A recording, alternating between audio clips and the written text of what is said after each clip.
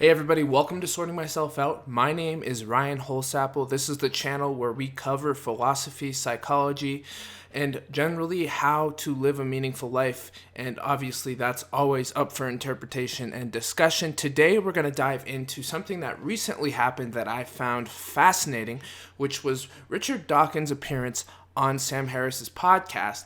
In this podcast, Sam Harris kind of cornered Dawkins in a very fun and surprising way with a guided meditation. You could tell that Dawkins wasn't really expecting to be guided through this process. I'm going to play a clip for you and respond to this clip. I'm going to pause it a little bit along the way because I want to highlight some things here as far as what is the significance of this experience. Now, Richard Dawkins did not like this guided meditation. He was kind and cordial, but he did not enjoy the process, and he made that clear. Now, we kind of have an interesting split between these two figures. Obviously, Sam Harris is a little higher in openness to experience on that big five personality trait level, and Richard Dawkins is probably more conscientious and more rigid in general as far as his worldview. That's not a bad thing. It's just a difference in personality and how they see the world. So it's just an interesting event to analyze. And then I want to get into what are the implications? What does this mean symbolically for our culture? And that will be the next piece after all this. So let's get into this clip. And I just want you to listen carefully. This is right after the guided meditations end. And it's about an hour and 29 minutes into the podcast, and an hour 29 and 30 seconds. And we're just going to play a little bit here and pause it along the way. Now you can open your eyes. What I was showing you there is a kind of awareness that's just called mindfulness, right? Which is just paying very close attention to the flow of experience. And, I have done retreats where all you do for 18 hours a day is that. You're in silence for 24 hours a day, and you're spending every waking moment trying to pay closer and closer attention to the flow of conscious experience. And I've met people who have spent 20 years like that in silence on retreat. And I've spent, in my 20s, I spent close to 2 years like that. That's just a quick point worth pausing on. That's a pretty incredible point that he is highlighting. These hermitage or monastic experiences that people put themselves in, sometimes as a lifelong commitment. There's a real commitment to awareness and spirituality that goes beyond the obsession with material gain and status. It's a whole phenomenon throughout our entire human history. We have had certain groups of people in different cultures, different religions, who have been drawn to this monastic experience, to this experience of being a seeker of isolation and personal reflection. Sam is sharing that he has this part of himself. Now, you could look at it from a genetic perspective, that he has somehow inherited this curiosity. You could look at it from just a pure phenomenological perspective. For whatever reason, Sam Harris is really interested in this experience, and from a very young age, it has always been so. Now, the irony with Harris is his pushback against religion and his movement in the domain of atheism kind of places him at odds with Dawkins here, because he has to explain himself to Dawkins. Well, see, I don't like religion, but I like this spiritual esoteric thing over here, and he has to try to rationalize it, and he has good points about why it's useful, and we'll get into that. In increments of 1 month and 3 months. I couldn't stand it. Yeah. Dawkins says, I couldn't stand it. So now I want to hear about your experience. What were you experiencing here that suggested that you couldn't stand it? I was listening to your words, and I was keeping my eyes shut, and I was doing everything you said. I couldn't see the point of it. What is the experience of not seeing the point of it? See what he's doing there? What is the experience of not seeing the point of it? See, that's what meditation is. It's about disidentifying with the first layer of experience, of the narrative that we're caught in: discomfort, pain, pleasure, desire, whatever it would be. and being aware of that perspective. It's starting to drop back a little bit and be a witness to your human experience. Dawkins isn't getting there. And that's why Sam is having to try to train him by saying, what does it mean to not stand something? What does that feel like to not see? He's trying to get him into his experience and out of his mind. Now, it was hilarious if you go and listen to this guided meditation, which I recommend. It was a great podcast. And by the way, we're not beating up on Dawkins here. Obviously, I disagree with some of his standpoints on life, but the thing is that he's a brilliant guy, and for whatever reason, he's just not very open to experiences like this. This isn't a slam on him at all. This is just a commentary on what happened. And in any case, Dawkins obviously didn't like it. And if you go back and listen to Sam guiding it, it was the most intellectual guided meditation I've ever heard in my life. And I'm a meditator myself. I mean, Sam was going on philosophical excursions about the nature of free will and whether determinism, and talking about, what is consciousness and how does it actually work. I mean, it was like on the edge of not even being a meditation, or, it was more of a slow and methodical process of exploring a philosophical line of thinking, and it had that meditative feel behind it. But it was just funny because you could tell Sam doesn't usually guide meditations with that intellectual force, but he had to, because he knew he was dealing with psychological barriers, and in order to try to appeal to Dawkins' position, he had to meet him where he was at, and that involves using a lot of complex thinking in order to try to appeal to his rationality and see if he can ease him down into an experience that's more about being in your body and experiencing it rather than about being up in your mind. And obviously, it did not work very well for Dawkins. You're thinking, right? You're in each of those moments, you're thinking and you're not noticing that you're thinking. So you'll think, what's the point of this? Well, I was thinking. I was aware that I was thinking. I was aware of my thoughts. I was aware that the thoughts came into my head. I suppose I felt. No, I mean, I wasn't. I wasn't bored. I wasn't. But I would be for 24 hours. And 5 minutes would be about my limit, I think. All right. Well, you might need a microdose, or even a macrodose. Yes. Okay. Well, just to give. They're talking about psychedelics, microdosing mushrooms. The kind of the architecture of your doubts here. The default state for all of us is to be thinking without knowing that we're thinking. And of course, when asked, we have a kind of a vague awareness that we're thinking a lot. So you could say, yeah, I was aware that I was thinking, but I couldn't really see the point of it. The more fine-grained description of what's happening is that thoughts are continually arising, yes, and they feel like ourselves. I presume you feel like you have a self, right? You feel like you're a subject of your yes, experience. You're in the middle of experience, yes, right? And that's what it feels like to be identified with thought. To have a thought come up as though from behind you and seem to be you. I say something and you think, well, what does that mean? That bit of language in the mind, what does that mean? And the attitude behind it, the kind of the emotional component of it, the feeling of doubt, say, or uncertainty. The default state is to see no space around that, right? Consciousness is trimmed down to mere identity with that. That's what I was alluding to earlier. Sam is trying to point out, in my view, the importance of disidentification with a single mode of being, or a process in which you can gain some space from your first person experience, from the intensity of your sensory and emotional experience, and to see if you can watch from a place inside of you that is less invested in this identification. And that is the key to most meditations when we're talking about at least the type of meditation that has come out of the Eastern line.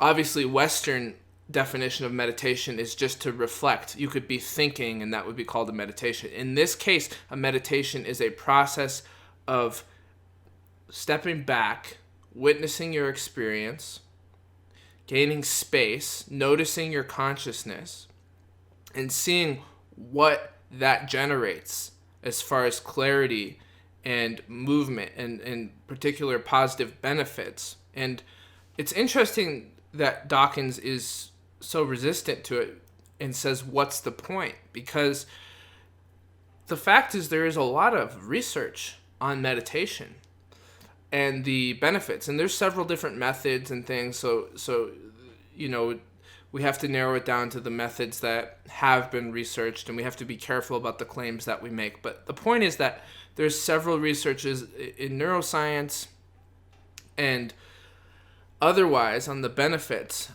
in the brain and in your life of learning this process of meditation, and how it can help us gain a little more control over our emotional experience. It can help us reduce stress, right? We've got mindfulness-based stress reduction that comes out of Jon Kabat-Zinn. It can have positive benefits on your actual physical body, reduce risk for certain stress-related diseases, or it can reduce inflammation. There's all sorts of things that can happen here that are positive. So it's just interesting that Dawkins is not willing to really go there. And I do think it comes down to a fundamental difference in personality. Again, Sam is very open to many different experiences. He has a lot of experience with psychedelics. He has a lot of experience meditating. And although he is a huge critic of religion, he obviously has a spiritual and mystical bent that came through early on in his life. So I think Dawkins doesn't share in that personality disposition. And that there we have a fundamental divide. Now, the question would be whether or not Dawkins could start to experience these benefits. And they talk in the podcast, maybe psychedelics or something would help him. And he was open-minded to these ideas. And so who knows, is what I'm saying. Who knows whether or not what the possibilities are for Dawkins to get into these experiences later on. And it is actually somewhat analogous to being asleep and dreaming, yes. Right? It's like, so when we're asleep and dreaming, we are totally confused about our circumstance. I mean, we're safely in our beds, but we are actually psychotically... I go insane. Yeah, you're completely... You're insane. Psychotic, yes. Yeah. The only difference between being psychotic and being asleep and dreaming is that, happily, your motor system is suppressed and you can't get up and act out these delusions. But you are talking to people who aren't there when you're asleep. Or who are dead. Or exactly, yeah. So in our waking life, our default state is impressively like that, in the sense that we're talking to ourselves in a way that often implies a structure, a dualistic structure to the conversation that is frankly bizarre. And there's a discursivity that we have internalized that is, in many respects, a conversation between the I and the me, and neither of them are there. Let's say I'm packing up to get out of here, and I'll look around for my phone, and I may actually internalize, in the voice of my own mind, I might say, where's my phone? Now, I know I'm looking for my phone, right? Who am I talking to? So there's this... I'm going to stop there and give you my concluding comments. I recommend you check out this podcast, at least the guided meditation. I know it ends around, I think, an hour and 30 minutes, but I think it's around 8 minutes long, so I'm guessing go around an hour 20 or so, and they'll get started somewhere soon after that. So I recommend checking out. The whole podcast was good. Again, this is not a criticism of Dawkins or Harris. This is just a commentary on what happened. And first I want to just point out, there's a point where they get into hyper-rationality, where dreams are insane. Now, I come from a background of interested in Jungian studies, and that's one of my primary areas of psychology. And obviously, I don't agree with this idea that dreams are just insane. I think dreams actually have an intelligent ability to constellate life issues symbolically and to help us to see or work through things emotionally and psychologically in our sleep. I don't think that they are pointless, just babblings going on, but that's for a whole nother podcast or video sometime.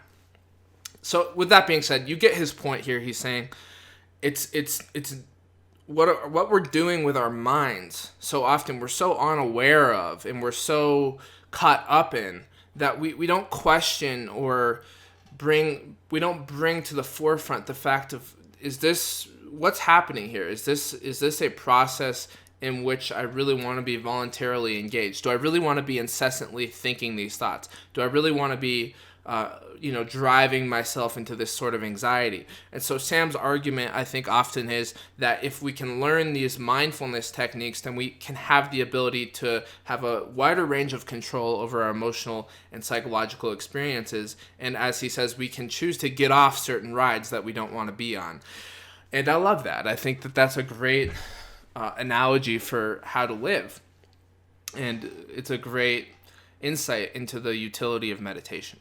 Now let's talk about Richard Dawkins and the symbolism of a man who is at the forefront of our society as far as one of the most popular intellectuals for quite a while now. What is the significance of someone in that position not being open to these types of experiences?